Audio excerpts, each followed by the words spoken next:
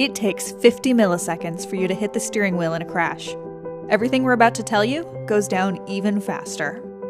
Your car has to be able to detect when a potentially deadly crash is happening. You don't want your airbag deploying every time you hit a pothole or get in a fender bender.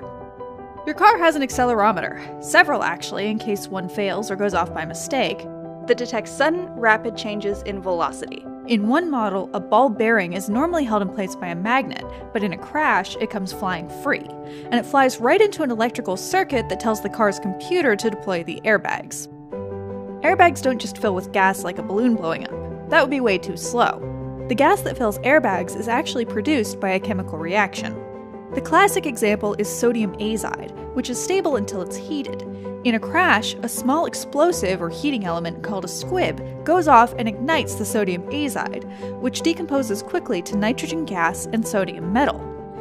That sodium metal could react with water in the air to produce corrosive sodium hydroxide, so airbag manufacturers include some other compounds to react it into sodium oxide and alkaline silicate instead. By the way, the technology we described is a little old school. Nowadays, most frontal airbags are actually inflated with guanidine nitrate, but it works on the same principle as sodium azide. You're creating a lot of nitrogen gas. And accelerometers have changed with the times too. They're a little more sophisticated than the ball bearing thing. Meanwhile, the nitrogen gas is totally harmless, being the main ingredient in, air. Just a small handful of sodium azide can produce 67 liters of nitrogen. And that volume of gas creates enough pressure to fill the airbag in less than 40 milliseconds. So, quick first law refresher, an object in motion stays in motion. So when your car hits something, it stops, but your body keeps moving forward.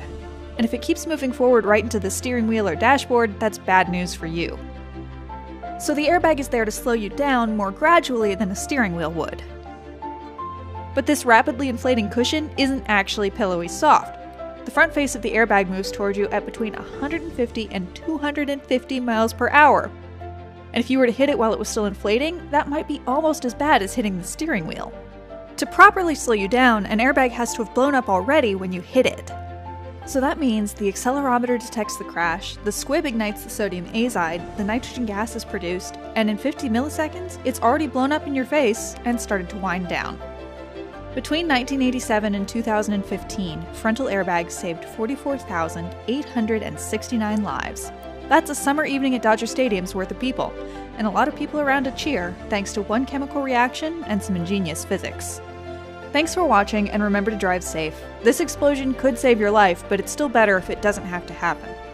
If you like this video, help us make more by clicking here to subscribe and then hitting the bell